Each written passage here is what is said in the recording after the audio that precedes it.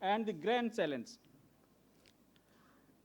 This is a popular term worldwide, grand challenge, in different sector, different discipline. And I have used this term, grand challenge, from Bangladesh development perspective.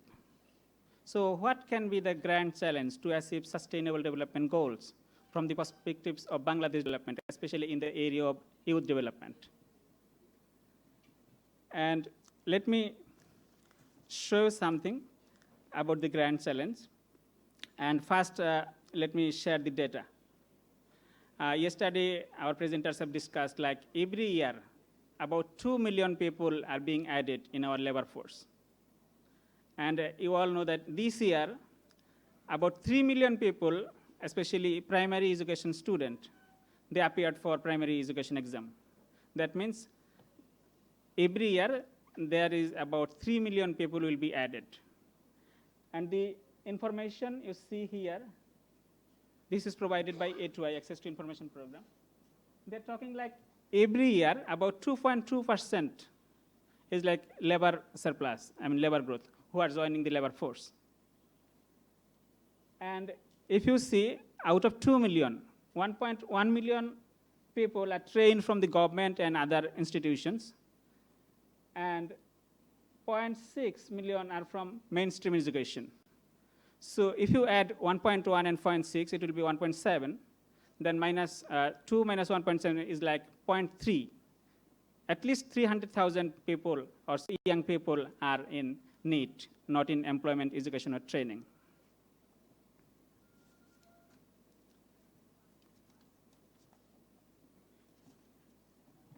And about the Sustainable Development Goals, as you know, in 2015, United Nations member states accepted the Sustainable Development Goals. It has 17 goals, 169 targets, and 232 indicators.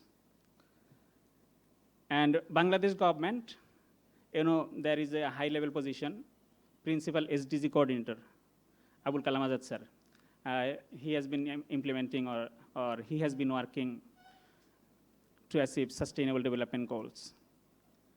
And let me show you something about the status of young people who are not in employment, education, or training.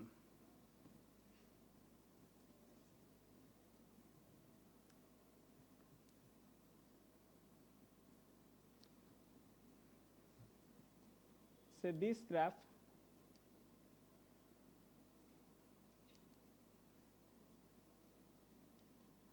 here.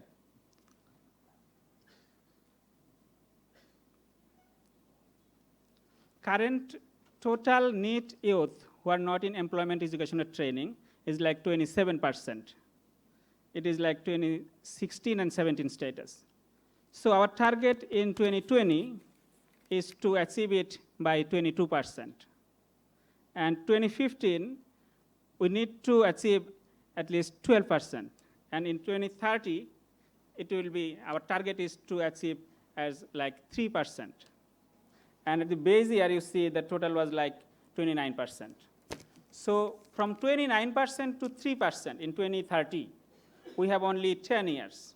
So is it possible to achieve Sustainable Development Goals? 8.6, you see goal 8 here, 8.6. Is it possible? And that's why I'm talking about this grand challenge. And you see goals here, and then here, 39 plus 1 indicator. It is called like Bangladesh's National Priority Indicators. And National Priority Indicator 22 and 23 is 8.6. So we must work to achieve, to reduce the proportion of NEET youth.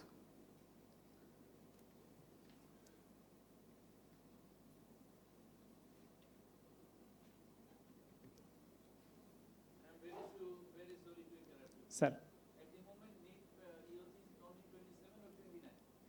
At this moment, 27%. Yes, sir. 29% was like in the base year, 2015. And 2013, our target is to achieve it 3%. Right, sir.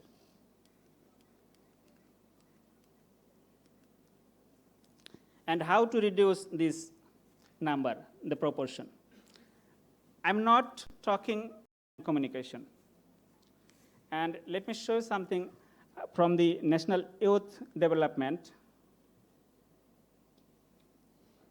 Here, they identified some special measures or some special categories of youth who needs to take special measures to achieve Sustainable Development Goals 8.6, or I should say, to lift them to the mainstream of our education, employment, and training. It says like unemployed youth, women youth, youth entrepreneurs, youth migrants, rural youth, youth dropped out of school, illiterate and half literate, unskilled youth, youth belonging to ethnic sectors, youth with special needs, youth addicted to ill ways of life, homeless and slum-dwelling youth, transgender youth, youth affected in accidents or calamities, like that, 16 categories. And you can say like rest of the young people are like from education or are in education, employment, and training, or I should say mainstream education.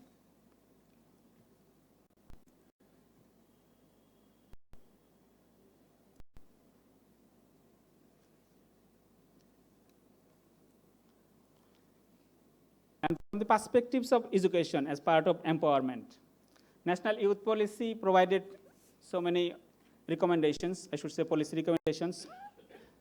All these recommendations are excellent.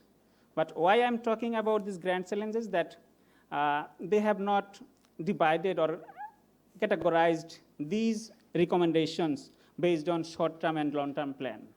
Since we don't have enough time to achieve Sustainable Development Goals by 2030, I have provided some recommendations from the National Youth Policy so that we can achieve this, I should say, achievement, or SDGs 8.6. And I have identified these 7 points from the National Youth Development. And like this training, I'm not talking more about this since, but my point is like, there are so many organizations, government, non-government, and private initiatives. They have been playing a great role to reduce this number. But in terms of necessity and impact, we need to create more jobs. We need to create more opportunities by providing them quality education, quality training, and by providing them good opportunity. I'm not talking about the quality, but I'm talking about the quantity. That since our number has been increasing, we need to expand our programs, our activities. We need to identify the program. We need to measure the impact. And I'll be focusing on information and communication technologies. Yesterday, our presenters and respected discussants talked a lot. So I feel like ICT can be a good medium of achieving these Sustainable Development Goals. I worked with the Access to Information Program as a research and documentation expert for about 3 years. And I felt like government has started wonderfully, and it has set a great tone to achieve Sustainable Development Goals. But what I feel like that since we don't have enough time, we must expand all of these programs. And about these case studies, there are so many organizations, I should say others, but I have picked these 3 based on my familiarity. I know these 3 organizations better. I should say NSDA, I should say National Human Development Fund, and other organizations. But I picked these 3 as a case since I know these organizations are doing very well. And again, I'm talking about that there are hundreds of government institutions, non-government organizations, or private initiatives. They have been playing a great role. But in terms of necessity and impact, we need to create more jobs and employment. And youth development and youth unrest are like vice versa. So if we can provide them a good future by providing them good quality education, good opportunity, and I feel like we can have positive youth development.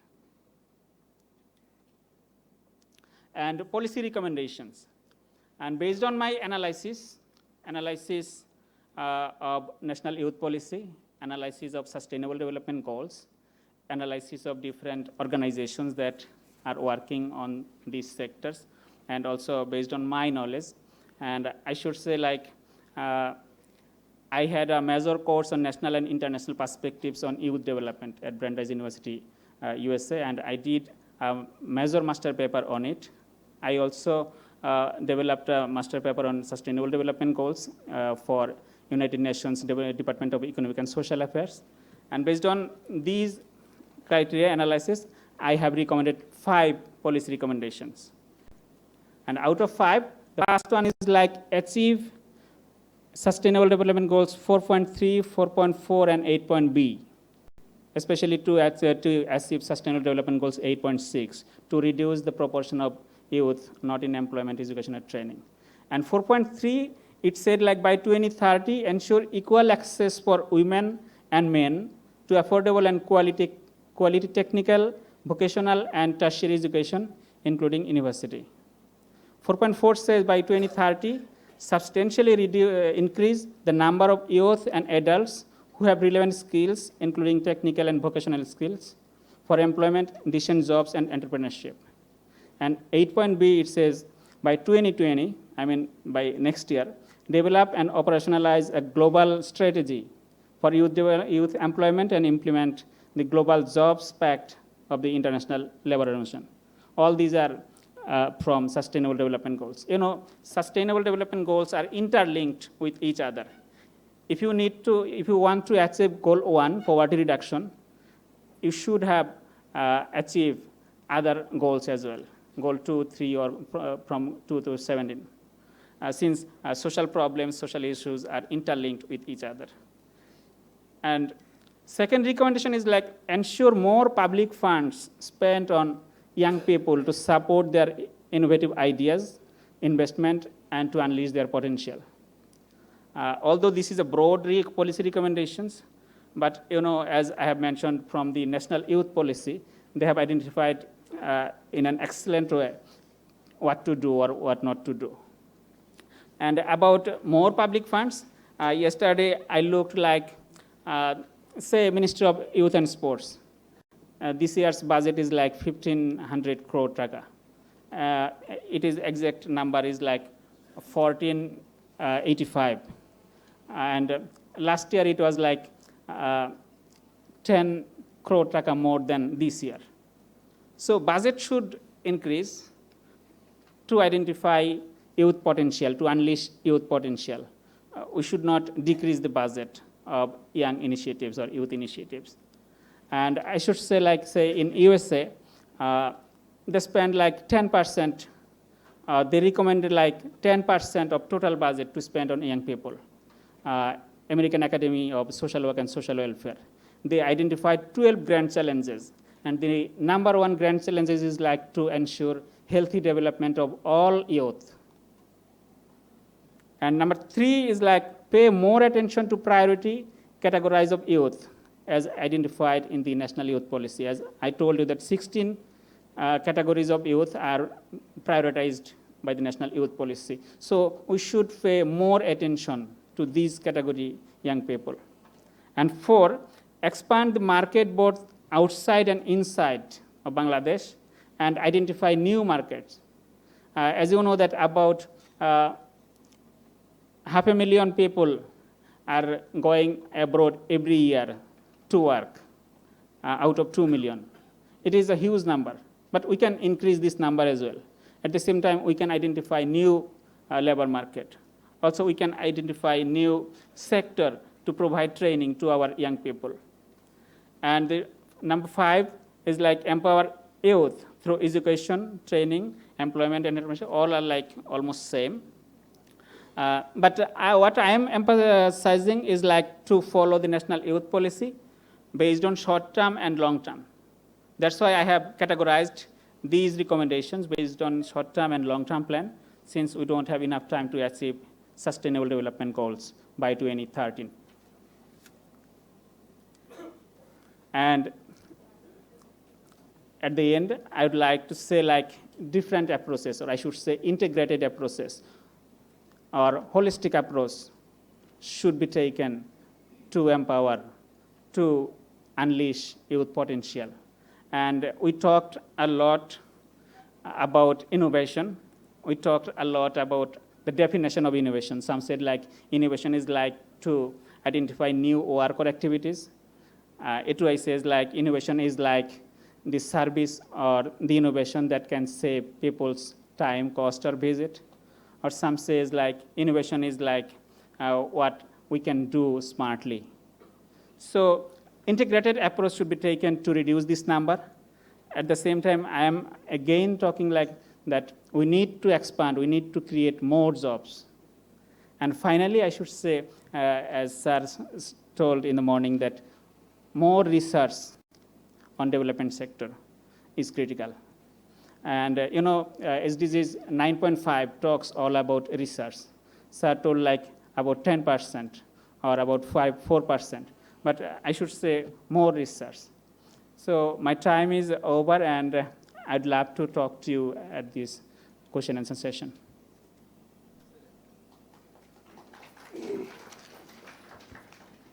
Thank you very much, Mr. Mustafizur Rahman Khan. And I'm drawing the attention of the audience. If you have any questions, please raise your hand and ask.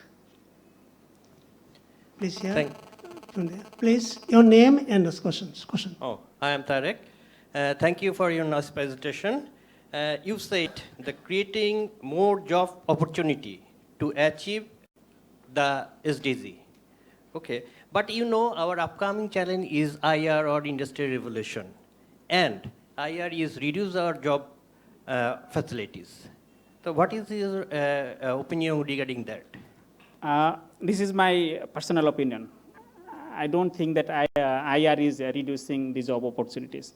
I think like IR is increasing the job opportunity. It creates a new window to, by creating more opportunities, more scopes. And if we can utilize effectively IR, this is a blessings. And I'm always for the IR, for the ICT, and for the ICT development. I always think that IR, ICT, or technology is like a good tool to use to develop ourselves, to develop our society. And I'm also very fond of IR4, and I'm planning to implement a project in Bangladesh next year, like on IR in a very short scale. But again, this is my personal opinion that IR is a helpful tool for men to create more jobs.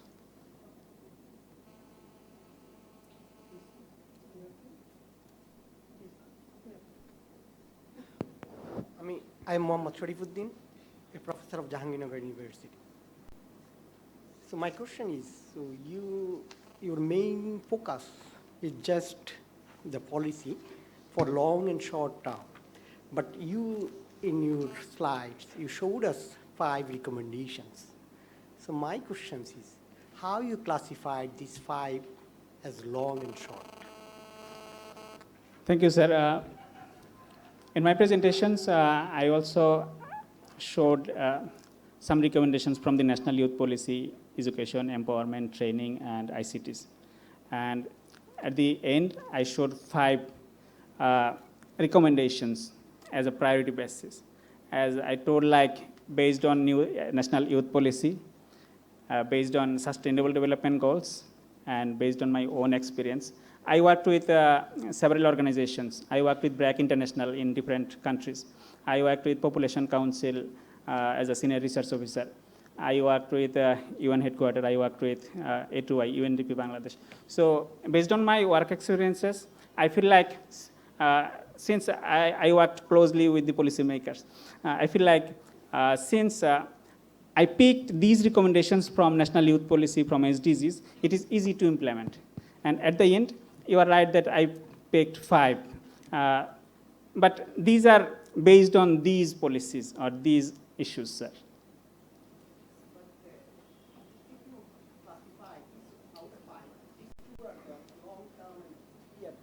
Short term, then it will be somehow exactly more effective. Yeah, actually, I did it in my paper. nor, yeah, I could show it in the slide. Yeah, right point, sir. Thank you. Sir. Thank you, Mr. Mustafiz, for your nice presentation. It's a very burning issue in our country, youth development or youth employment.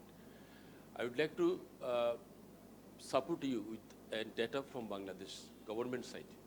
Bangladesh government had a clear-cut program and policy for youth development, and they had a financial program.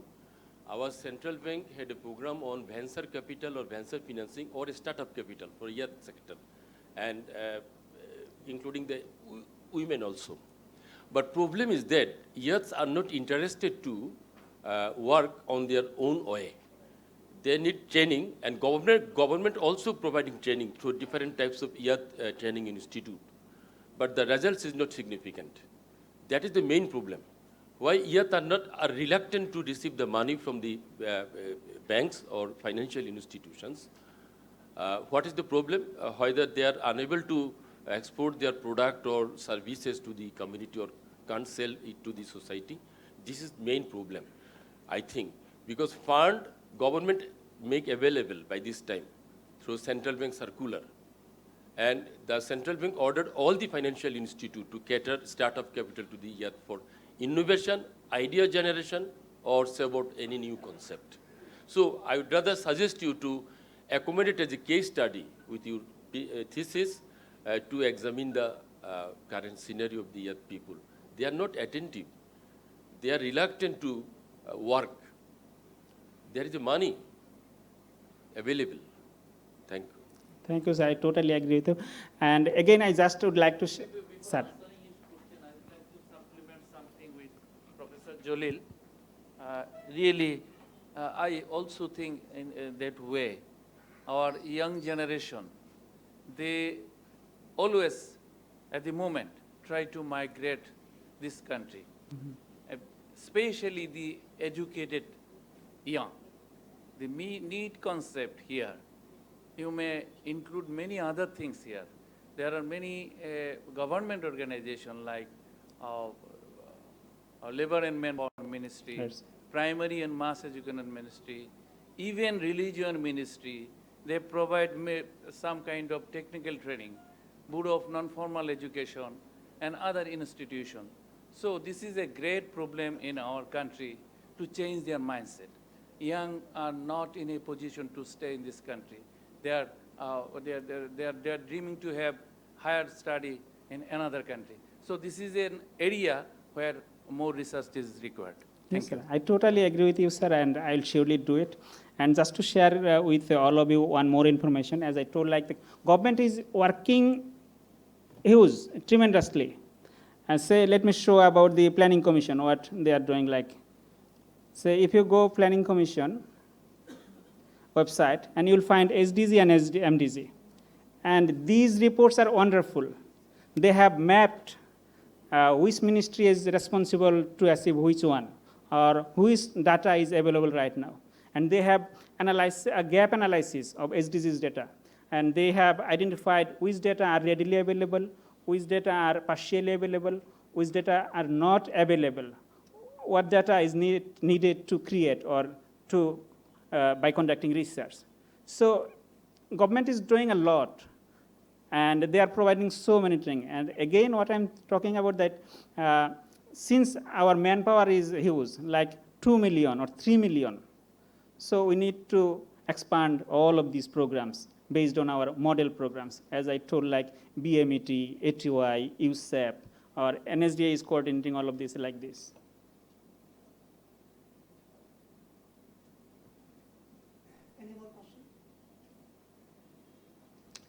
Okay, if there's no question, I have some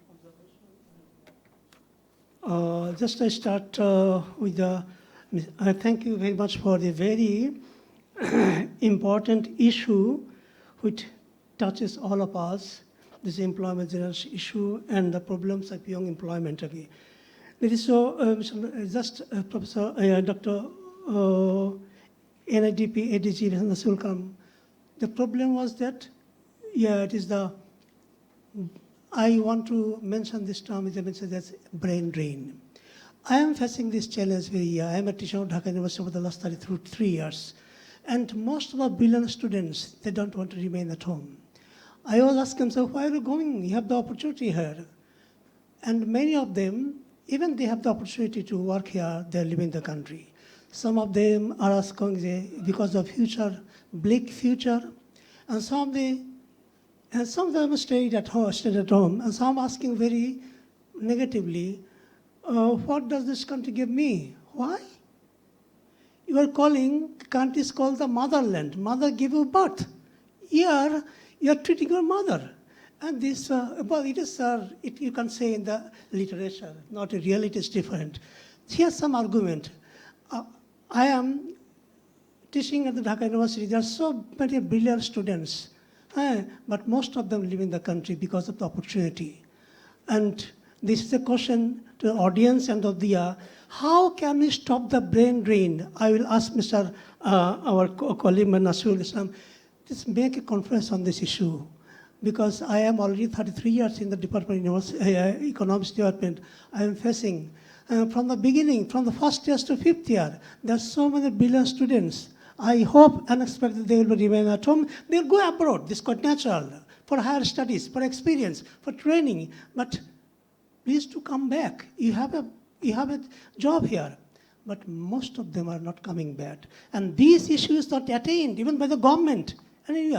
But I myself, as a teacher of Dhaka University, am here and say, this is a major loss. Human resource is the main. These are, a country may be rich in all kinds of resources, gold or There are so many countries rich in mineral resources and gold, but they are poor. There are many countries that don't have any resources except human resources that develop, Japan and Korea. Nigeria, all kinds of resources, they are a rich country, but it's one of the poorest of the world. Many Latin American countries, they have all kinds of resources, mineral and gold. Most of them are poor.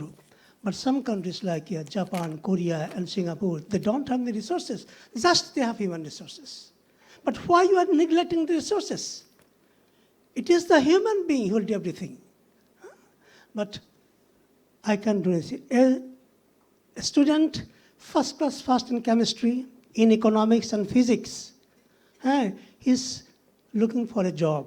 He got a job in family planning. Whole education is wastage. That is called internal brain drain because his brain is not materialized here. And after some times, he wants to do something, what he has learned in the universities. Just there's a big gap between theory and practice. It's getting the brilliant students, they don't get, I'm saying, a student, first class first in physics, and he's working in family planning. And Upajala officer, he want to do research and work in some activities.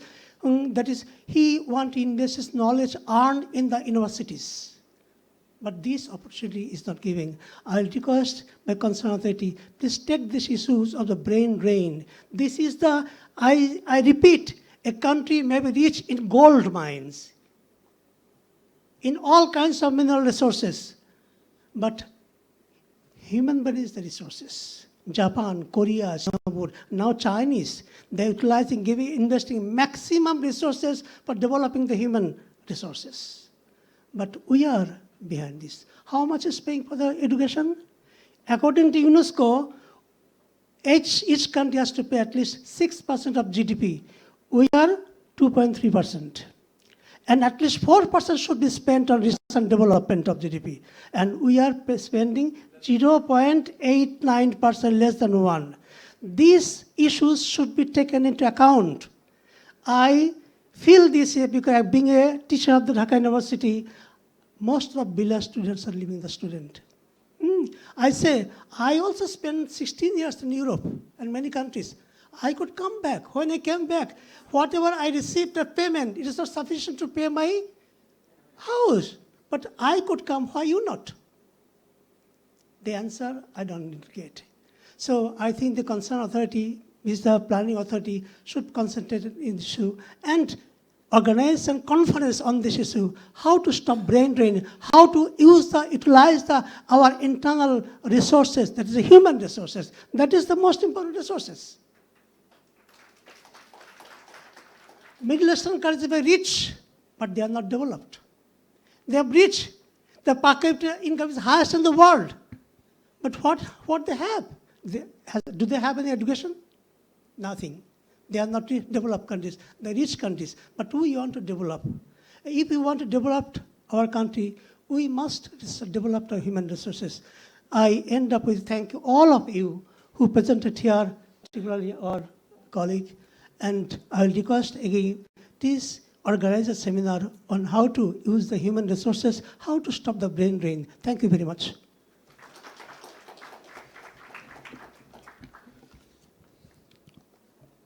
Thank you, Muhammad Kausar Rahman, for presenting the rich paper here.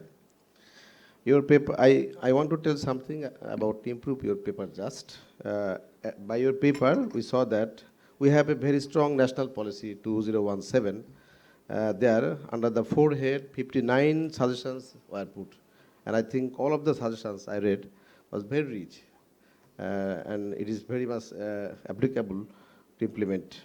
But as you are staying in USA, my suggestion, you could add 3 to 4 case studies. That was very helpful for us to put some recommendations to add within our policies. And my suggestions regarding your conclusion part, at your conclusion you mentioned that proper measures should be taken. This is something generic term. Please, you should specify what measures should be taken. That you can write at your conclusion part. Thank you.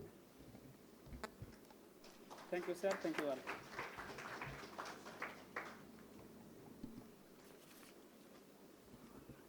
Distinguished ladies and gentlemen, from the morning, we have listened 3 thought-provoking presentations on innovation and skill development. I would like to thank the chair, session chair, and the co-chair for conducting the session nicely. Thank you so much.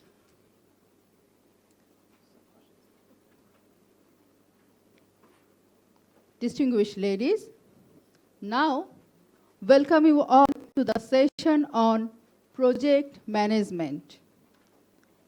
This session is chaired by Dr. A.K. Enamul Haq, Professor, Department of Economics, East West University, and the Director Training of National Academy for Planning and Development, Dr. Muhammad Nuruzzaman, will accompany him as the co-chair.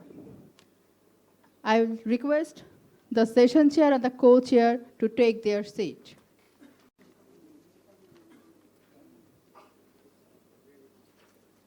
Dear audience, under the project management area, we are going to have 4 papers. May I now request Mr. M. Aminul Haq to take his chair. Our next presenter, Mr. M. Aminul Haq. Mr. M. Aminul Haq is going to present his paper on clearance of water sector projects under clearinghouse role of WARPO. Mr. Aminul Haq, working as Water Resource Planning Organization, and he is going to present the paper now.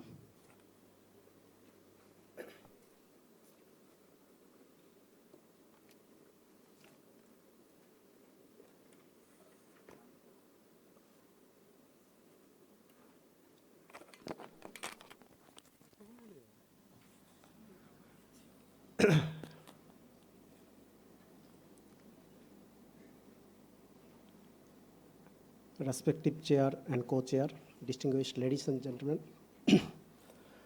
Assalamu alaikum, and welcome to the presentation on clearance of water sector projects under clearinghouse rule of WARPO. I am Aminul Haq. I am working as a principal scientific officer at Water Resource Planning Organization. Water Resource Planning Organization we call WARPO. So my presentation outline is introduction and objective, and then methodology, results and discussion, and conclusion.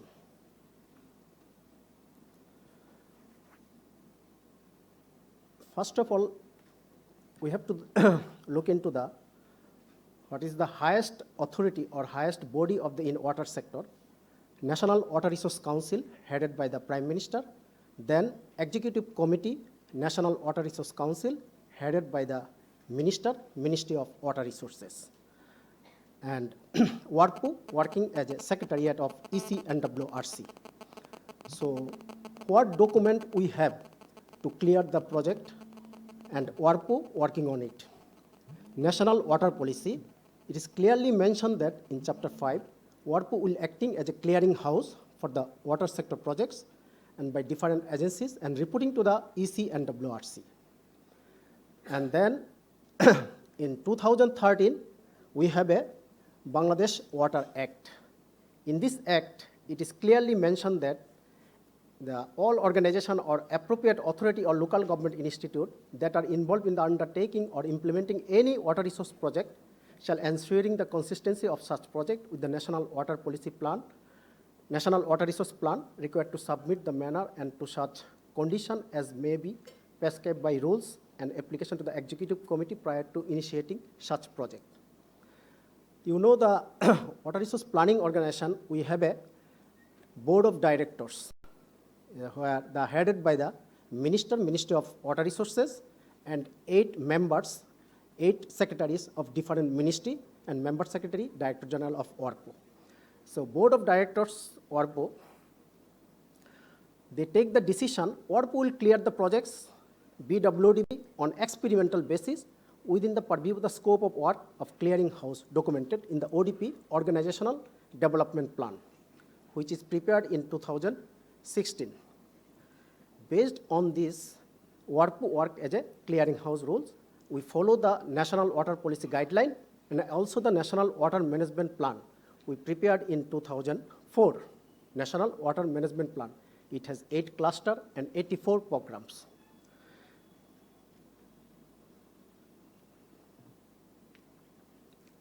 We have identified in the water sector 35 organizations and 13 ministries are directly involved in the water sector.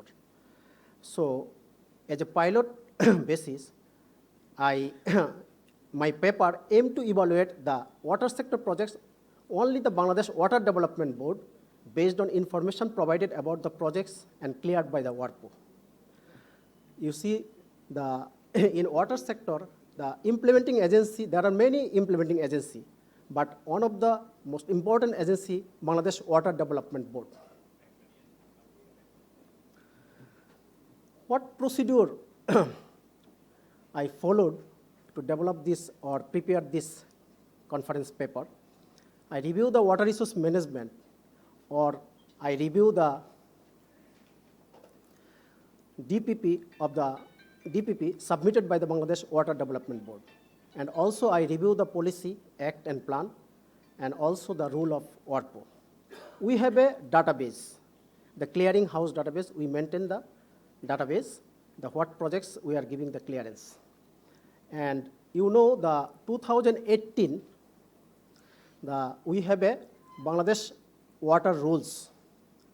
In these rules, it is clearly mentioned that there are 11 types of projects in water sector. So we also consider the type and nature of the projects, and we prepare the clearance report or clearance certificate. So clearing house, the scope of work is outlined in our, earlier I said that organizational development plan. And based on this plan, based on this scope of work, we develop a guideline to clear the BWDB project proposal. We prepare a clearing matrix. So what we observe, the BWDB projects under 4 categories. One is the flood control, drainage and irrigation project. Actually, we don't call flood control, we call flood management now. Flood management, drainage and irrigation. Another one is drainage project, irrigation project, and last one is the erosion control, including dredging. Sometimes 2 or 3, the one project, maybe the irrigation and erosion is the one project, or erosion dredging and drainage is the another project, or flood management, drainage is along the one project, something like that. The 2018 up to actually December 2008 January to December 2018, not 2019. Sorry, this one. We cleared 297 project proposals of BWODP. Under 297 projects, flood control or flood management, drainage and irrigation projects 16, drainage is the 10, irrigation is 11, erosion control including dredging is 260. Most of the projects, more than 80% projects, erosion control or town protection or bank protection, what you call, it is under erosion control including drainage. But any new flood management control proposal in the rural area is considered a non-NWMP. It is not under the NWMP project proposal.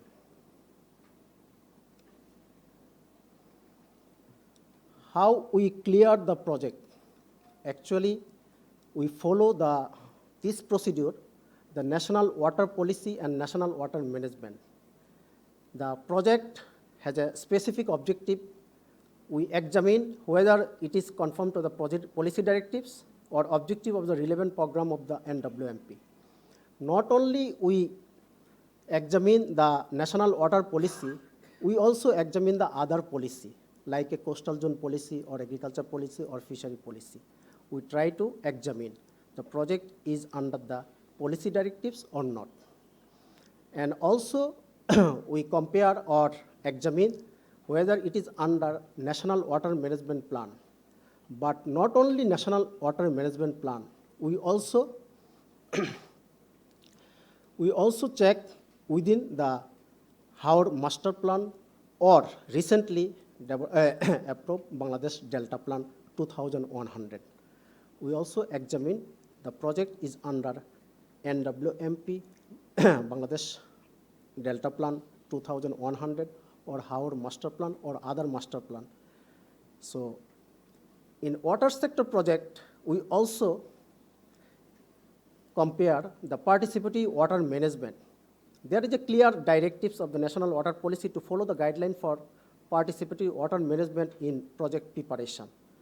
You know in the field level, we have a water management group, water management association, water management federation. So how they involve during the project preparation until implementation, those group or water management association, it should be clear in the DPP. Another one is we also examine the project proposal compared with the integrated water resource management.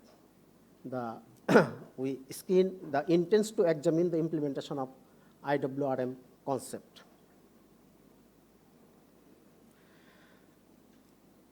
We also look into the duplication. Maybe the other organization is doing the same project in the same area.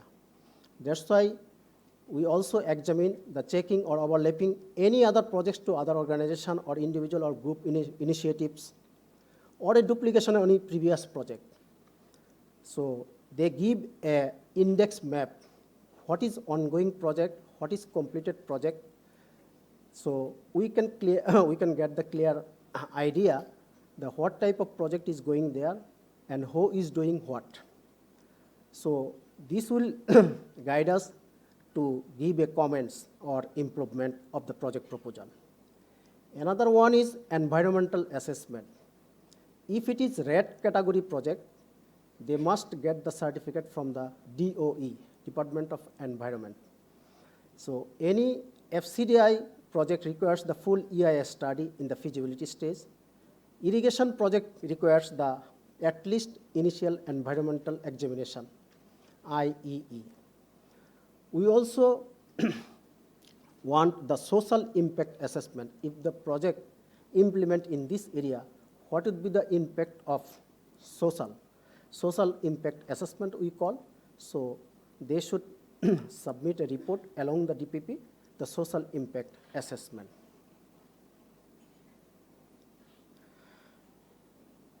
Another one, we examine the guideline for project assessment. You see we have a guideline for project assessment during the FAB, flood action plan study, we have a guideline for the project assessment. I mean what would be the IRR or benefit cost ratio, or what would be how much the wealth will be saved from the project if the project is implemented. Another one is we also look into the appropriate tools and procedure, what tools they have used during the preparation of the project. So if it is erosion, we want to see any image analysis they have done or not. So the last 10 years image, if they analyze, they can say, okay, the riverbank erosion rate is 2 meters per year. Or we can check with our database whether it is right or wrong. Another one is any technique, the tools or models, any model they can use. There are so many water models available. If they use, they can say, okay, we use the MIC 11 or MIC 21 or DELF 3D, whatever it is, they can say that the model shows that the area is very vulnerable, we should go for erosion protection. So we can compare the result with our database. Okay, they use the models. And also they can use the physical model, not only the mathematical model, physical modeling, also they can do. Only River Research Institute, they can do the physical modeling. So any big project, they can do the physical modeling also. So it is more authentic. But what we observe in the case of Water Development Board, they actually prepare a technical committee, consists of BWDB officials, 5 or 6 members. They go to the field, they collect some information, then they give the report, okay, the project can be taken in this area. So with this component, they can implement. But without technical or feasibility study, it is very difficult to do the successful the project. That's why there is a manual of erosion control assessment by the WARPO developed during the FAB 21-22 Flood Action Plan 21-22. So we also check with the appropriate tools. So if we see the methodology or clearance certificate issued based on the following issue, whether it is policy conformity, NWMP or other plan conformity, participatory water management inclusion, IWRM conformity, duplication or conflict, EIA compliance, SIA compliance, GPA compliance, appropriate tools and procedure. Based on these comments, we give the clearance. We also give the recommendation so that they can improve the DPP and they can go for the final stage in the planning commission. What we found, the Water Development Board, number of project clearance, so 297 up to now, 2008 to 2018. So this is the picture where every year, this is not the fiscal year, it's a calendar year, January to December, where you can see the project clearance rate is, especially Water Development Board, around 20 to 32 per year. But after Bangladesh Water Act implemented, 2013, it increases.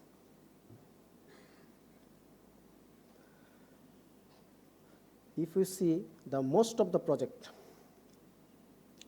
maximum project under erosion control including drainage, 88%, but others only 5% or less than 10%. Flood control drainage or irrigation is very less. And also the dredging, not only be Bangladesh Water Development Board, also responsible for the BIWTA, Bangladesh Inland Water Authority. They also do the dredging, maintenance dredging and capital dredging.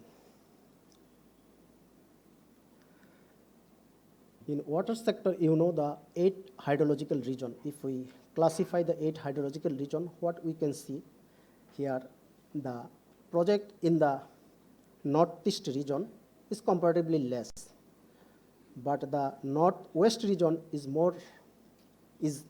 very high. Rivers in the northwest region is more erosion prone, we can say. So the northeast, the Sylhet is very less, but the northwest is the greater Rangpur is more erosion prone. So the conclusion is that if we follow the guideline or any procedure, so DPP should incorporate the proper linkage of the project objective with the national policy and plan, follow the existing guideline they should follow. Sometimes they don't follow, and existing manual they should follow. But due to climate change, they also change the design criteria.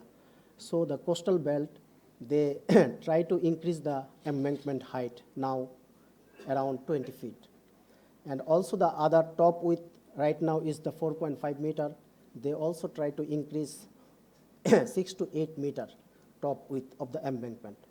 That's why my message is the analysis, from the analysis, we should give proper monitoring and research. We should give emphasis.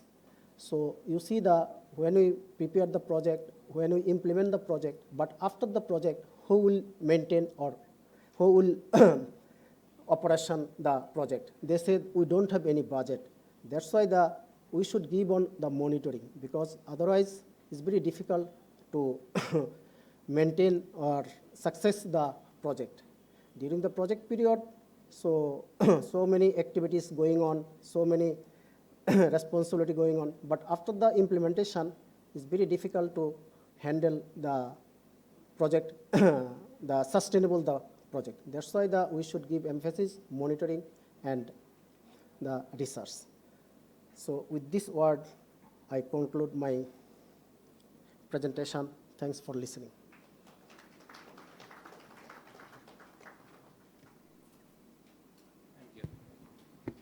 Thank you. Thank you very much. It's a nice presentation.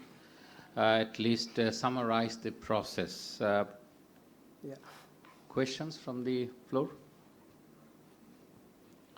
Thank you for your nice presentation. This is Mohammad Ashraf Hussain, Senior Assistant Secretary, Minister of Planning. Being a responsible person, I think I want to draw your kind attention regarding the water quality management. You know that SDG 14 declares the life below water, and Bangladesh Delta Plan 2100 also the water quality management. And in Bangladesh, actually it depends on the transboundary water. A research in 2014 of Dhaka University shows that now the heavy metals, particularly cadmium, chromium, lead, copper, zinc, etc., are increasing tremendously. And it is amazing that lead, as per 2015, is now 3,000 times increased than the international standard in the Bay of Bengal. And we are also talking about the blue economy. So what roles does the Water Resources Ministry is playing? Because there is no project on water quality management. Actually, what do you think? You are also working in the WARPO. Do you have any plan to do one work? Because if you think water is a resource, it should be clear, and the fisheries and other things should be actually brought up here. So the water productivity is questionable at present. Your comment and planning. Thank you. Shall we answer now or later? Thanks for your comments. You see, definitely it's the big issue of water quality. So the water quality part also deal with the Department of Environment. They also monitor the water quality. So we have a plan also, the water quality issue, how we can handle and how we can monitor. So we have one project, State of the Water Resources, so where we can include the water quality activity. Thank you, sir, for allowing me to put question on the presenter. So I have a query regarding your presentation that WARPO is working as the clearing house of water sector projects. But we know that there is a project approval authority of Bangladesh government. So planning commission, concerned sector. So what is the coordination between the two authority of clearing the projects? This is my first part of the question.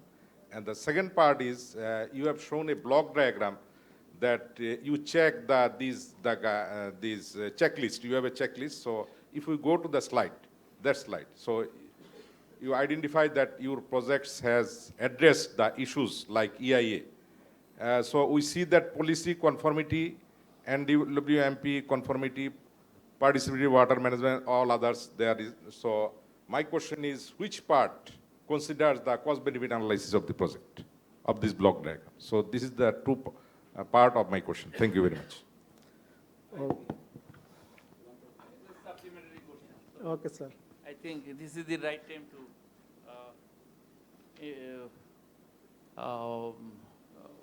to say the real thing. WARPO is an organization to clear up the projects undertaken by the Water Development Board or the ministry. Or other agencies. Yes, yes. But what you notice about the project management system is that there is an agency, it is the executing agency who will prepare the project.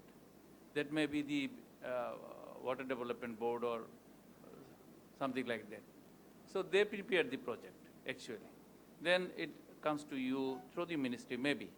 What our director Hassan Tariq said, the same thing.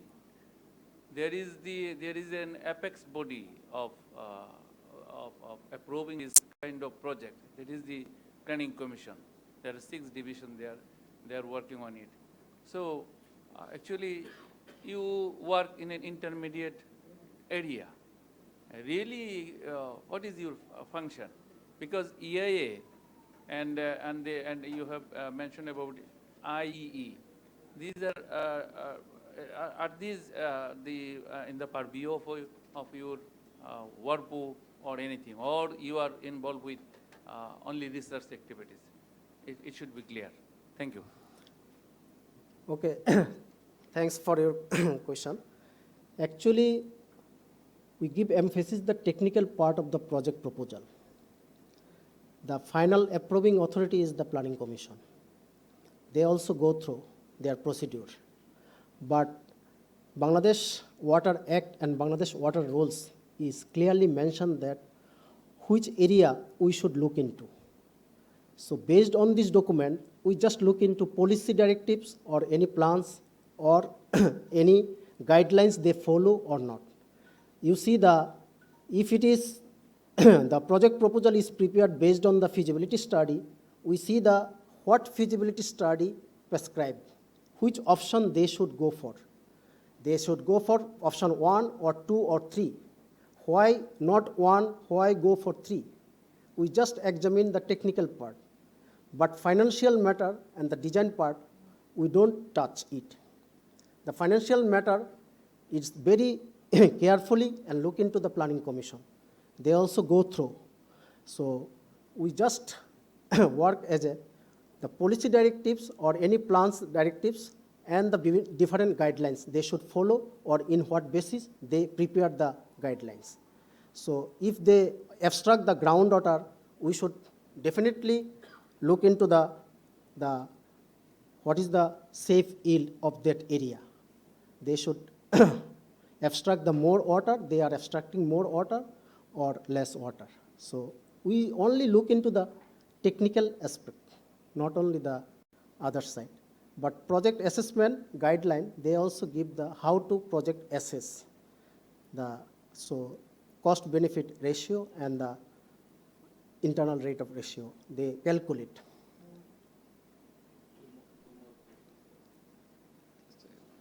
Yeah, I'll give you. Thank you, Mr. Amirul Haq, for your marvelous presentation, but it includes only, I think, the project area. But Bangladesh Water Development Board, once upon a time, he was the chairman, I think, Ma Inamul Haq. he wrote a book on the Bangladesh rivers of Bangladesh. Yes. There he told that Water Development Board and your WARPO, all these organization has made made so many blockades or the bank erosion blockades or barricades and sluice gates.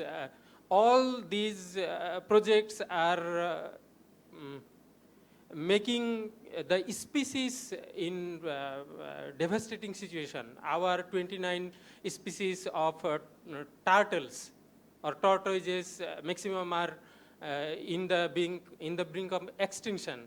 Our fishes also, more than 200 freshwater fishes species. So I think environment assessment should be included, and we should give emphasis on environment and species issues. Otherwise, how we could manage this? And your WARPO project, I think, more than 80% on drainage, dredging system. So these are also, so if we could not include these environmental issues, then I think our species will declining. So what is your suggestion and how you could include these two planning commission or planning ministry with your WARPO and Water Development Board? Thank you.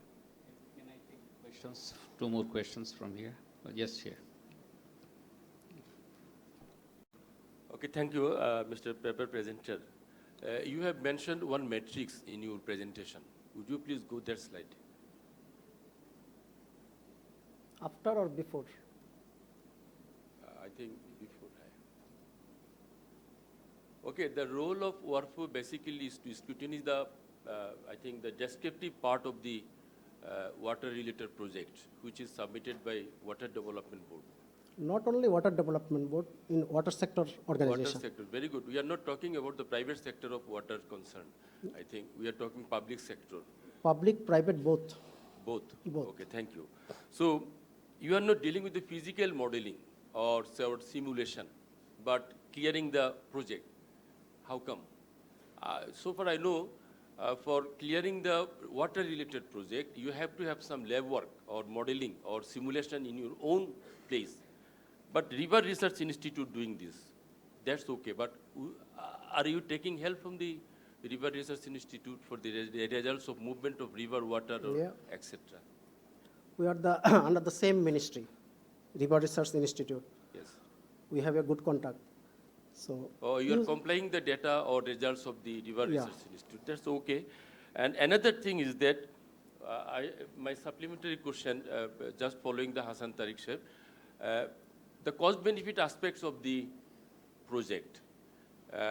We know that Planning Commission or DPP or TPP cell are doing this, deliver it to a Planning Commission cell.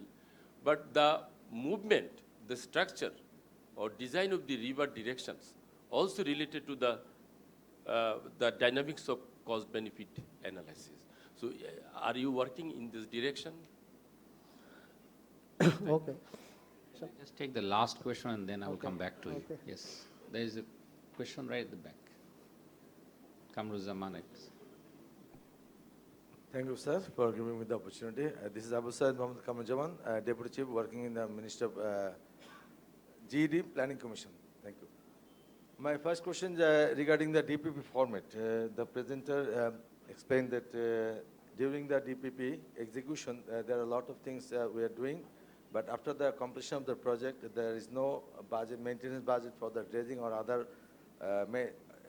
infrastructure which you prepare during the project. But you can see that there is a provision in the DPP format under 13.1. Is there what the mention the information like what should be the budget required for the completion of the budget if it is not being transferred to the revenue, or how it will be sustained? Most of the cases, in my personal experience, I have seen that there is no budget was mentioned during the preparation of the DPP. That's why you will not get the fund after completion of the DPP. That is one issue. Another issue you have mentioned already, the Hassan Tariq also mentioned that most of the cases, like water sector project, this sort of project do not require the financial benefit, but economic aspect, cost benefit analysis should be required. But in that case, we found most of the cases the proper feasibility study was not done. To pass the project, there should be it's a nominal 3 to 5 pages feasibility report made by the concerned department people, not by an expert, sometimes also engaged in for the feasibility. If we could do the feasibility more elaborately, this sort of problem can be identified before starting the project, and accordingly, the environment issues which you have mentioned, IWA and EIA and SIA, whatever may be, it could be addressed before taking the project. And you can also know that there is a gazette from the Ministry of Environment when and how the different issues in terms of environmental issues like IWA, EIA, EMP, and environmental auditing after completion of the project. This can be also directly related with the project management, though you are not part of the Environment Ministry. But the government is working with the comprehensive mechanism. Each and everybody should have some different duties. If we could observe or play our role appropriately, the whole things could be do it more better way. That's my observation. Thank you. Okay. Okay. Thanks for your nice comments. You see the environmental impact assessment. We always look into the environmental impact assessment, and also we also look into the any clearance from the Department of Environment, whether it is attached in the DPP or not. So we always concern in the environmental issue. Even the water-related structure, we suggest prefer the eco-friendly structure where the fish pass will be attached. So that's why the environmental assessment, we are very conscious, and we look into the environmental assessment, how they have done, whether any report or any clearance from the Department of Environment or initial initial environmental examination they have done or not. Then we give the comments, and also we tell them you should incorporate the EIA or IE report in the DPP at the final stage. And regarding the another issue is the physical modeling or mathematical modeling. Actually, they say that we discussed already Bangladesh Water Development Board. Your project budget is very high, so you should take the feasibility study and also physical modeling. They said that it is a budget allocation, due to budget allocation, or also the urgent need. You see the Shariatpur, Jajia, Noria is the river eroded and many of the building destroyed. So they said that it's an urgent basis. We cannot go for the feasibility study or physical modeling. It will take time. But our suggestion is, if you take the long-term impact, you should go for the feasibility study. It is easy to understand what will be the happen in future. And the Planning Commission, I appreciate your good suggestion. Definitely, we should look into, we are the working for nation, so we are working in the under Ministry of Water Resource, Department of Environment, working under Environment Ministry, so we should work together.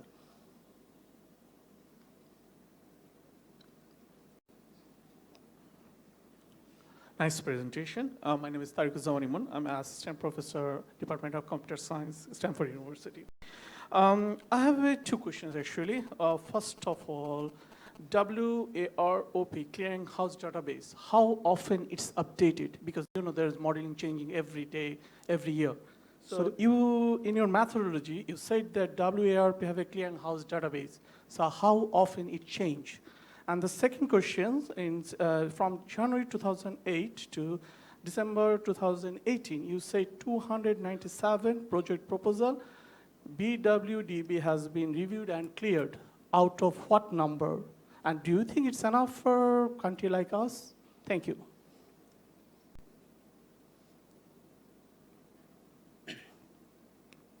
Hello, my name is Councillor Abdul Jabbar. I live in the UK. Thank you for your wonderful presentation. So you mentioned extraction of groundwater, particularly for drinking. Can you tell me whether your authority actually checks the quality, particularly for arsenic? Because there's a lot of concern about the level of arsenic in some tube well water. Thank you.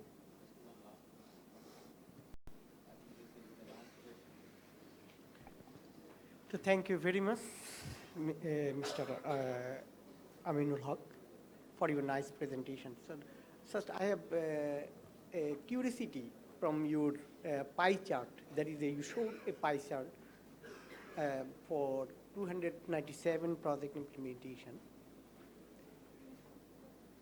That's one. The why is it essential? The percentage. I'm talking about the percentage correlation.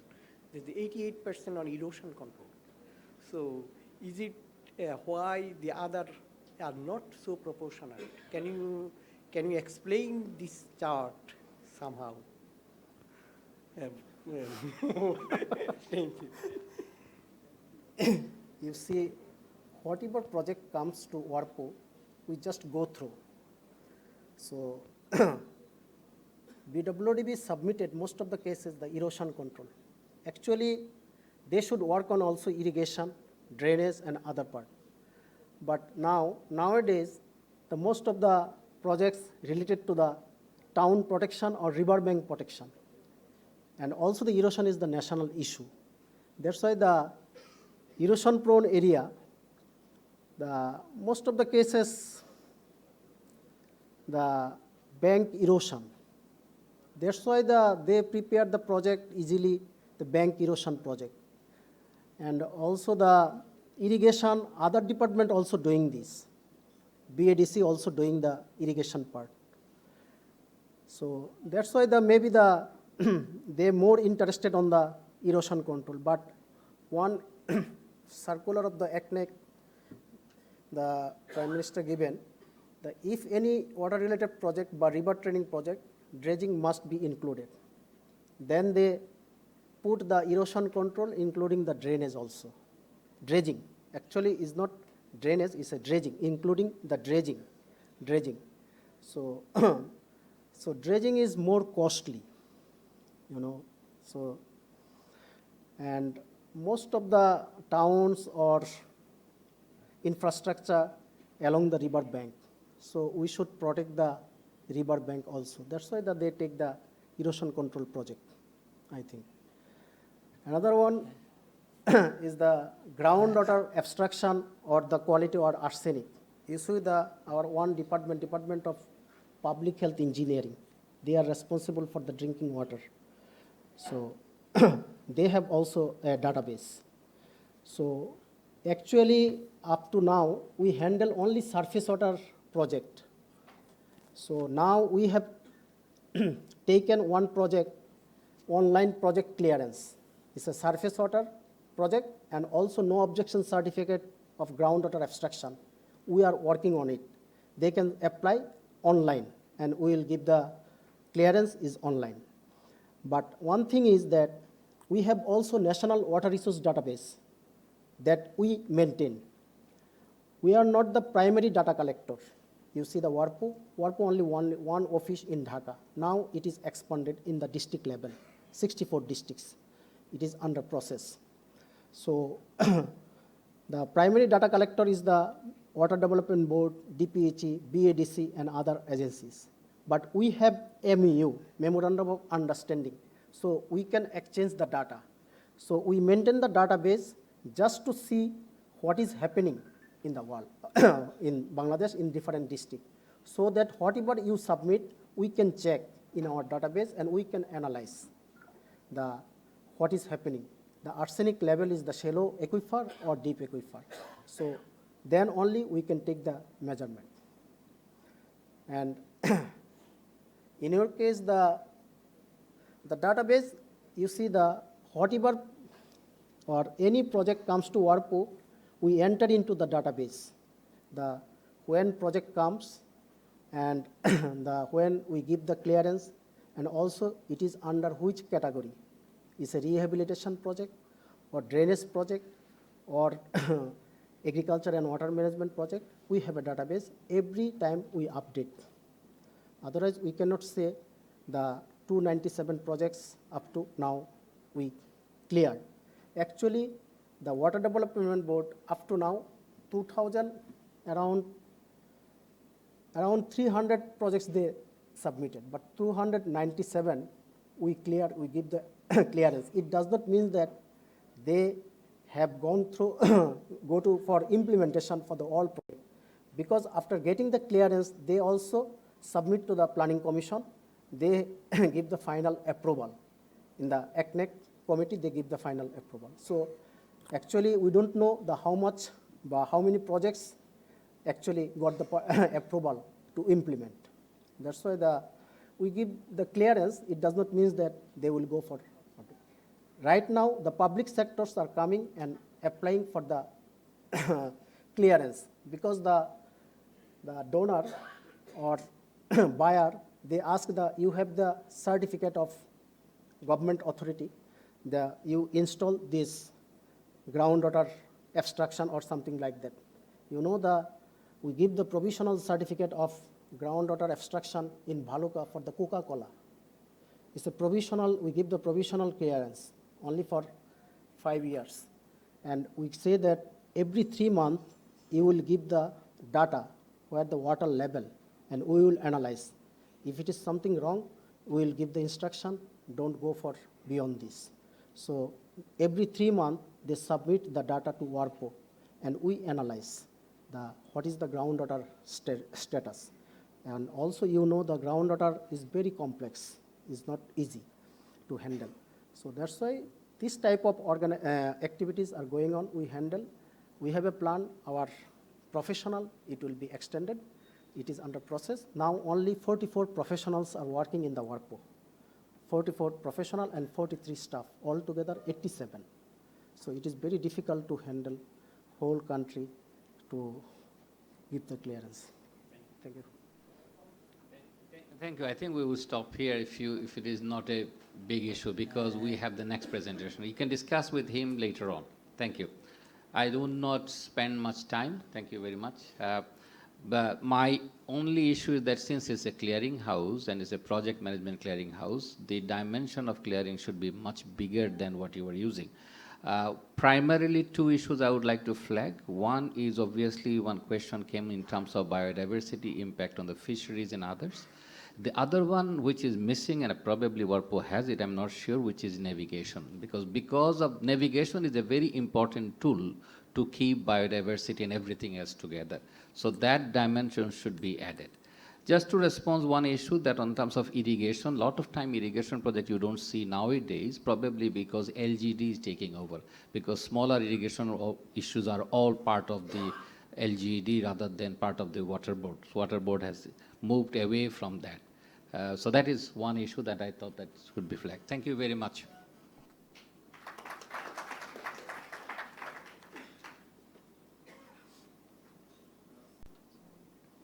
Thank you very much, Mr. Aminul Haq, for your nice presentation. We came to know from your presentation that out of 297 projects, 260 projects were cleared by WARPO. It is around 89.65%. But we'd like to know from the clearing projects, how much projects are relevant, efficient, effective, and really have impact. But we know from your paper that there is widespread repetition, guidelines are not followed. There is little scope of people's participation, and finally there is lack of accountability and good governance. So I don't like to talk about more about this, but I do expect that in your paper should be reflected all these things in future. Okay, thank you very much. Thanks for your comments.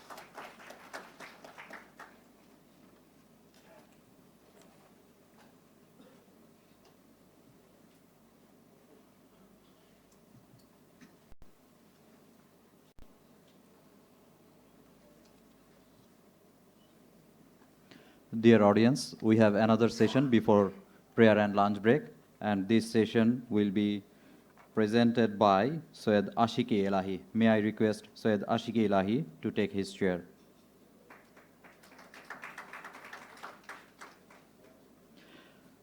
The topic is Anatomy of a Failure, Community Adoption, the Water Purification Method in Coastal Bangladesh. Syed Ashiki Elahi, he is currently working as assistant professor in Department of Sociology, University of Borishal, and he is doing his PhD in Bangladesh University of Professionals. He did his BSS and MSS in Sociology from University of Dhaka. He is author of 2 books and has number of published articles in journals. With these very few words, my request to Syed Ashik Elahi to present his paper.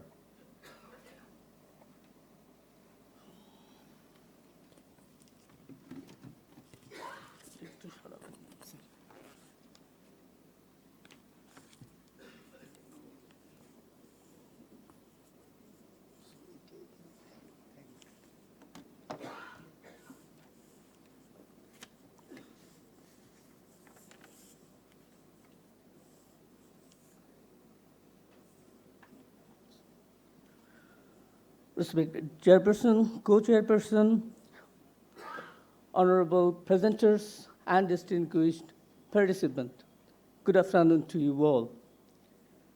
Today I'm going to share something from my PhD study, just a preview study. I prepared this paper on the basis of pre-field visit and on the very simple conclusion.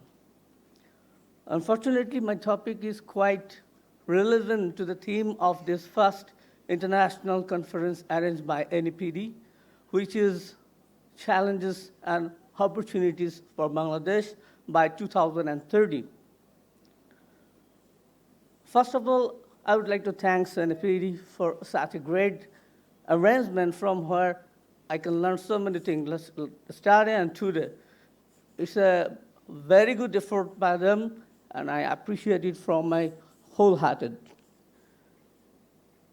Before going to start my paper, I want to share some alarming situation of climate change, as we all are concerned about the matter that the climate change issue has immense and diverse impact on this world. If we look at the IPCC report, then it claims if the current temperature rising trend is continuing, then by 2080, the 4 degree of temperature will increase and we will lose 40% of our species.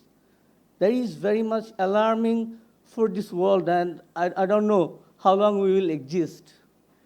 And more alarming issue for us as a coastal community, and we are in a coastal delta, so the most furious thing is that if this trend of rising is continuing, and only 1 meter rise of sea level can destroy 20 to 30% of our homeland, which will make another ground and grave crisis. As you know, we have counselor from UK. The total geographical area of UK and Bangladesh is almost same.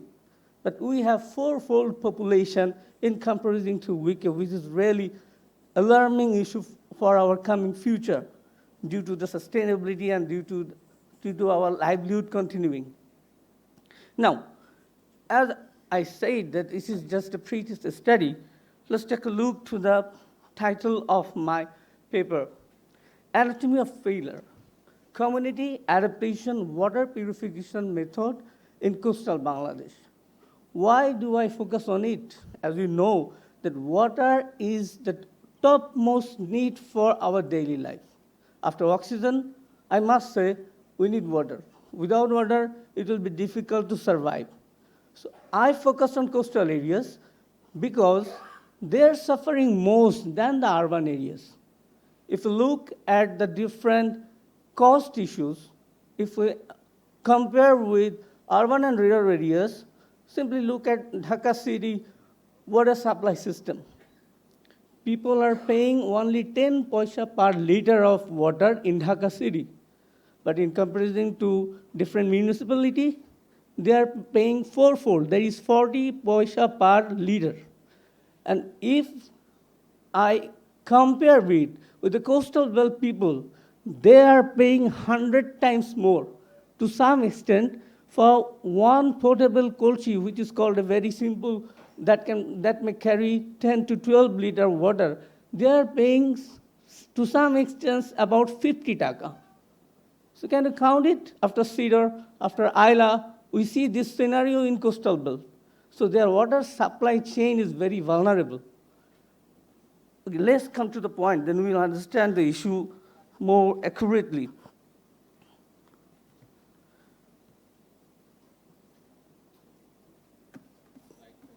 So, as we are talking about the saline odor, and it is the alarming issue because I'm not talking that government is just switch off. They are not doing nothing. Government is taking so many things. Non-government organizations are also taking several steps.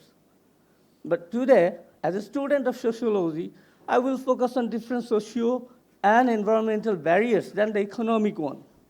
Because as if we look at the coastal zones, we see PSF, we see desalination plant, we see rainwater harvesting plant, and so many other different installments. But those are not working properly due to several reasons. Why PSF is alarming? PSF is the best one according to the study report of UNDP for saline-prone and for arsenic-prone areas because it's a very simple technology.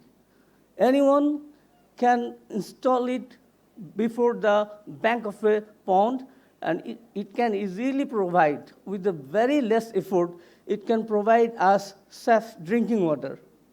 But now, what we did in this study actually, primarily we focused on the field area, we visited the place, and initially we conducted a simple survey following the purposive sampling, and also we investigated 5 KII and 2 focus group discussion. On the basis of this simple data, I got some very threatening point, which is alarming for the upcoming time for the livelihood in coastal areas. Okay, let's take a look to the background. In the introduction part, we will see how in different comparative literature, what is the prevailing scenario of such community. Take a look to the study of Mr. Bashar in 2012. He posited and he focused on the Isla and Cedar. Why? Because the Cedar is accompanied, and it's in the coastal areas, about 20 feet water level.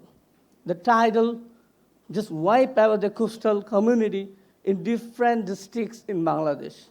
What is the result? The result is the surface water became acute saline, and people failed to collect their life-living necessity, the drinking water. In another study, Mr. Das Gupta in 2007, he mentioned that at best possible case, that in coming future, if you look at the future generation, then 2.9 million poor people, it's a vast amount, it's a numerous number of people, they will suffer from acute drinking water crisis. And for extreme poor level, it's 1.7 million. This is the best case, audience. So what is the worst case? He mentioned in worst case, it will be 5.1 million people, poor people, those who will suffer severely, and 1 million of poor, those who are out of any balance for their daily life. What I said in the study, the PSF can be the best option by which we can ensure proper daily household water and especially the drinking water, because it's a very simple technology based on sand purification method. In our study, Farhana mentioned the different organizations, government organization, non-government organization, multinational organization, they are taking several steps. But the problem is, it's not sustainable in the long run. Why? Because the socio-organizational problem. I will focus in my study on this issue.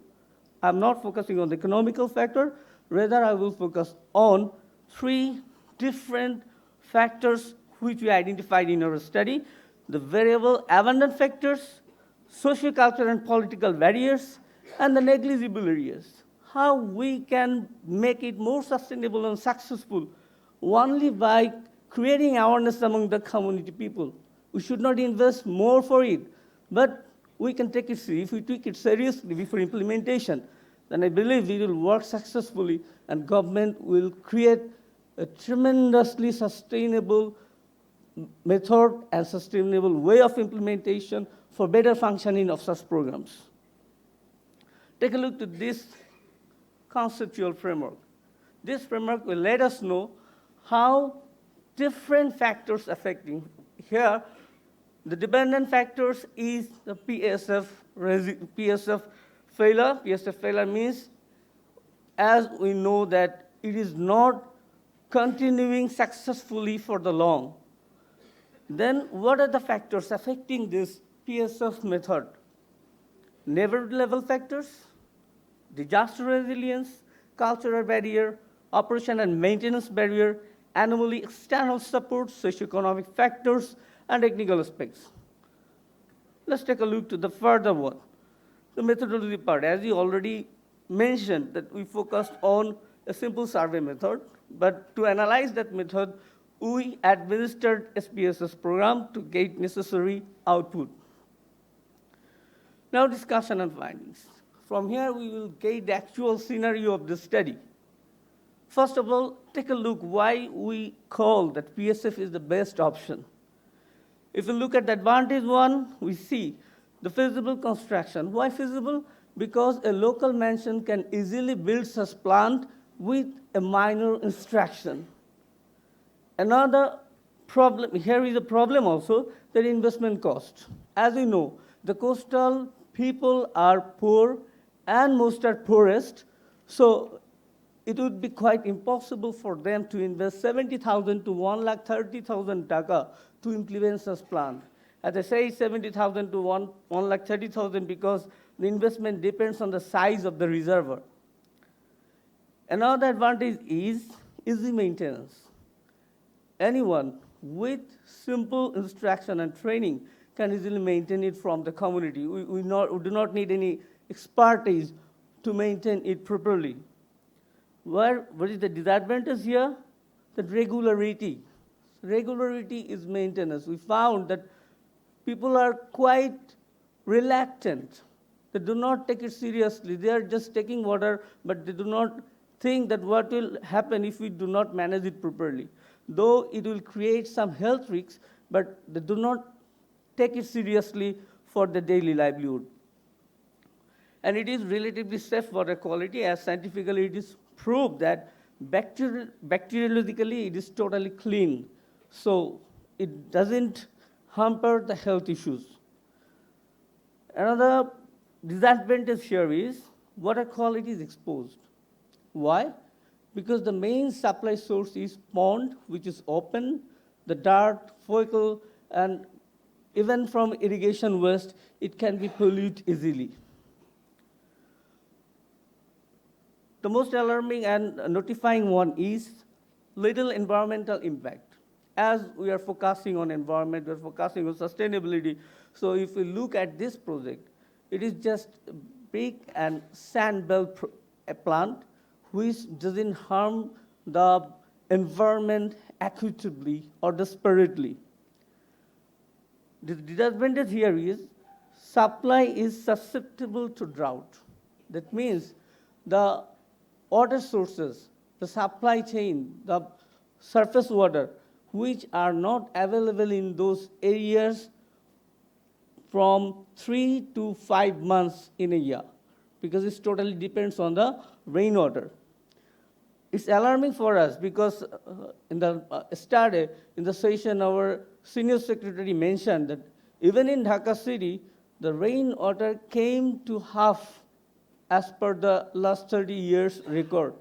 So it is another alarming issue. In future, it will sustain or not, I don't know, but currently it is the best option. Then handiness at household level. It is situated just around or in the middle of community. You know that in rural areas, pond is situated just in the middle or very adjacent to the community people who are there living.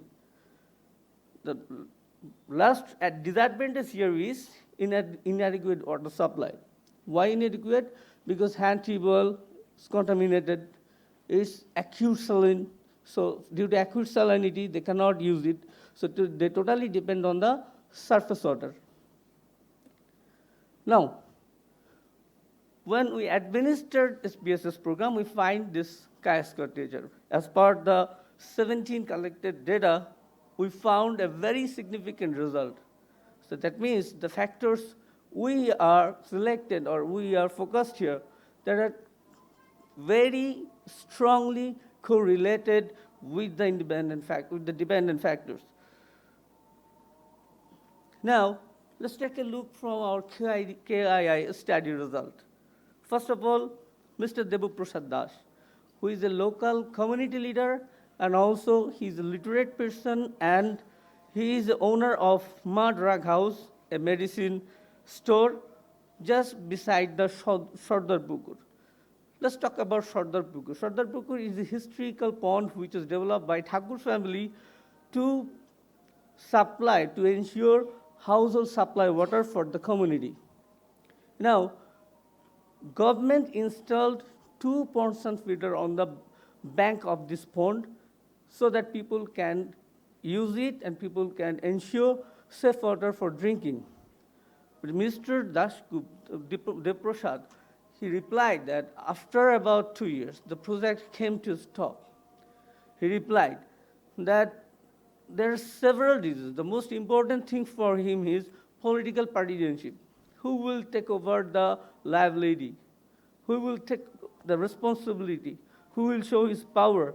And another one is poor maintenance.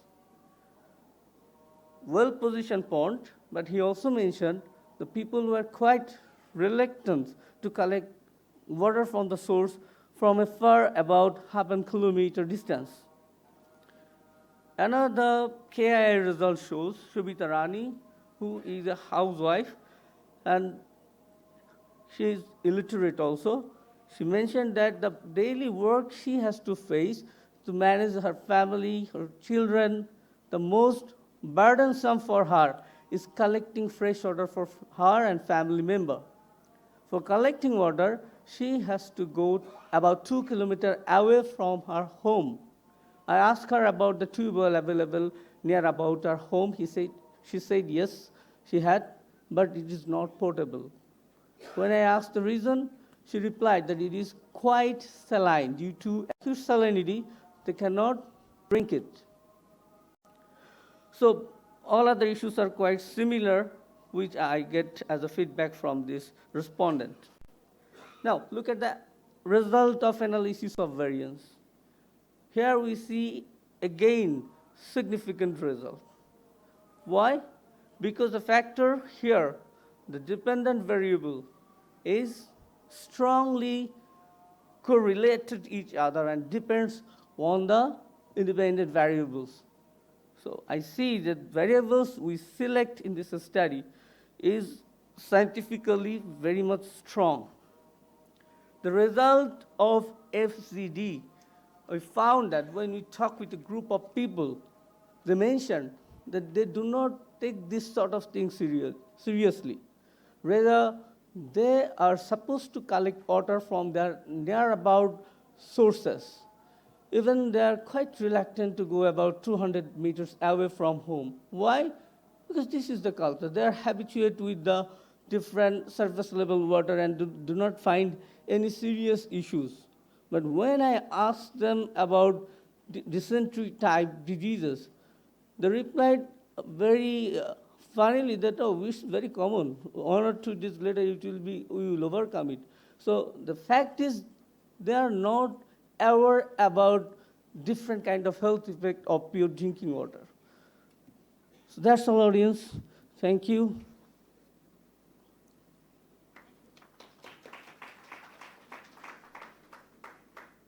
Thank you. Thank you for presenting this. Let me hear from the audience. I think we'll take a few questions. We have some time.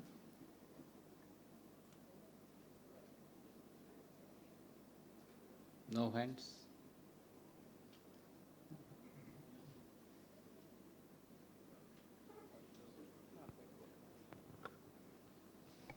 Thank you very much for your nice presentation. And fortunately, I am from the Aila Sidur areas, meaning the Aila Sidur affected areas. I am from Khulna, from the Paikasa, and my village name is Pratapkati. And when you were presenting, I visualized those things. Because in my village, what they are doing now, there is a pond owned by the government, and there is a PSF filter there. And besides, the local union parishad, they built a supply line. And through this supply line, I need not to go besides the pond, rather the ponds come to me. And there are some points, so from 10 to 12, these 2 hours, there's supply of this line, so people can go and collect water and come back. Even when I went to my village during the Eid and other times, we usually drink this water. But the case is the number of ponds.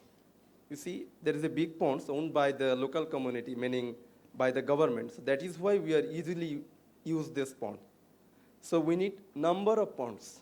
And if it is meaning personal property, that time it's very difficult to use this pond because after a couple of days, the water level going down, so they are not interested because personally they use this pond for cultivating fish for their personal consumption.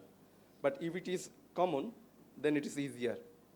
So according to your conclusion, and I think I read that I didn't see why it is not here, but I read somewhere that regarding the project planning and others, so this needs to be incorporated. So this is a very, effective measures for those areas, especially the ponds and filter, and it needs to be replicated in number, meaning on those areas, because still the number is not adequate. Sir. Quickly. So, so there could have, meaning in your presentation, there could have some case studies with some successful cases that could be helpful for us to replicate in future work. Thank you very much. You're welcome. Thank you for your question. Just wait, let's take the other question. Quickly. Sir, my question very simple. The study was conducted in the coastal where the pure drinking water is an acute problem for, and what lastly the presenter mentioned that the people are not aware about the consequence of the unhealthy drinking water. So yesterday I see a participant from the public health department. I think today he is not available.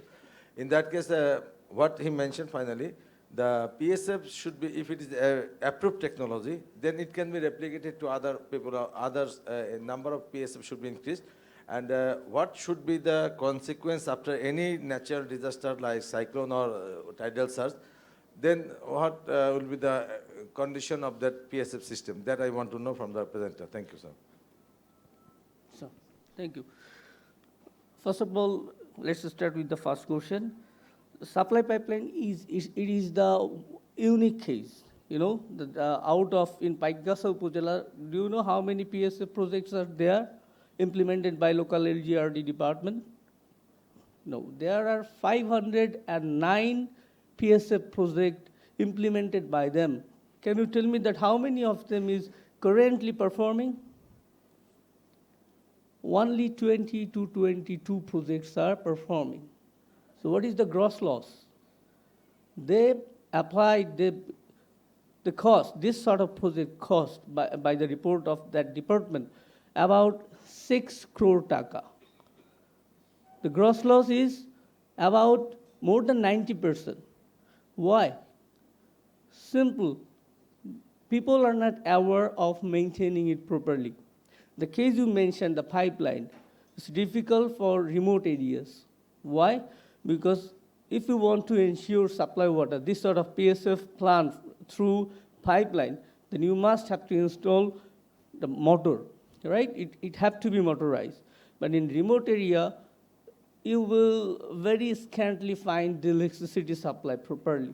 So there is another issue.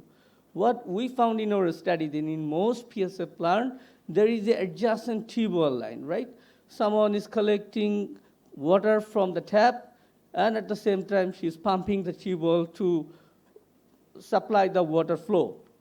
So this is the simple system, simple technique for remote zones. And they're not that much, you may be residing in the urban settings, so you're getting this facility. But for remote cases, it's quite impossible. Okay, then come to the next question. You talk about the unhealthy consequence, and we should increase the number of PSF plants. As I say, that only 2 to 20 out of 509 is currently working. Then what would be the number? Number is not important here. Think about that 519 plants, and if we could ensure the operation and maintenance part, rather than increasing the number, it would be more effective for the community. So we should focus on awareness, we should focus on accountability, we should focus on performance of this sort of projects. Okay, so I think you get your answer.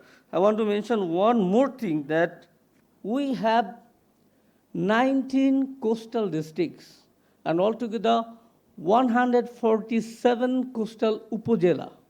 Just calculate the amount. I roughly calculate that government invested about 673 crore taka only to this tiny project, PSF project. But the result is we lost most of this valuable taxable taka for the unused activities, only for the lack of awareness, for the lack of community level bonding, only for the lack of ensuring proper monitoring system. Such valuable investments gone in vain every time. Thank you.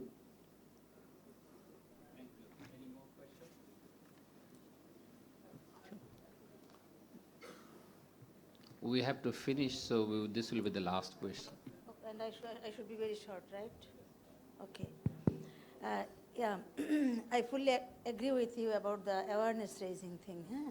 But from this slide, I clearly understand that the ownership, community ownership is lacking there, since they have not been oriented about management of this I mean the pond sand filter, all these things. So lack of ownership, if it is not there, then things doesn't sustain, and that is what is happening here. So I am very short. Thank you very much. Sure, welcome, ma'am. Yes, lack of ownership is another issue, and another vital issue regarding this, I have mentioned in my study that political partisanship. You are selecting a person who is not capable enough, who is not sincere enough, you are giving him the opportunity. Why? There are some minor advantages, because the PSF authority is providing some sort of gazettes, which is approximately cost 1,000 to 1,500 taka. Just the community leaders, they are just trying, they are very much interested to grab that sort of equipments rather serving the community. So that's the problem here. Thank you all. Thank you. Thank you very much. We are almost running short of time, so I'm not going to speak much. My only reaction to this PSF failure is well known. It's not new. Many of the time PSF actually was established as a reaction to arsenic, if you remember the real reason behind that. And obviously it has failed. So I think it's worth learning this particular reasoning why it has failed. The other, since this is part of your PhD, right? Right, sir. Yes. So my other question is, in your chi-square test and everything, I did not see what is your variable you were testing, number one. Number two, if you have only 22 running filter, and if you have more than 500 non-running filter, how would you do this test, and how, that is something missing, but I'm pretty sure PhD committee will look into this. But I'm just flagging these issues because these are important issues. There are quite a lot of studies on the PSF failure. Not only PSF, you can look into many other community effort failed. So I think your literature should go into those community activities that have failed, number one. And number two, that I think your last point is important, that it's not that all the investment was made by the government. Many NGOs and donors invested it. Maybe some of the failure is linked to this non-ownership, because eventually it was the NGO running it. And then once they left, the fund dried up. There was not much interest. Double check those issues as an important element of failures, because these are important elements of failure. Thank you very much from my side. Thank you very much. I would like to raise question from the methodological point of view, like the chairperson. In your paper, you have mentioned that you have collected both qualitative and quantitative data. We came through a paper that largely you have followed a case study method. You have only conducted 5 key information interview and only 2 FGDs. You know, coastal belt is widespread. There is around 11 districts, and I am not sure how many upazilas, around 60 upazilas there. How you have collected the data from the coastal belt, and there is no mention how much quantitative data you have collected from the study. I think this is the weakest part of the paper. I think so long it's a PhD work, I think you will have to further look into this. Thank you very much. Thank you, sir.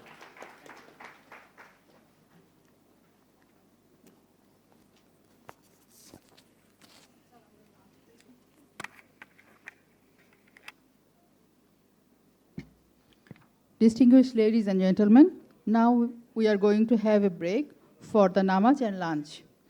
All of you are requested to join the lunch that has been arranged for you at NAPD cafeteria. After the lunch and prayer, you are requested to be back at 2:30 p.m. So please come back at 2:30 p.m. Thank you very much.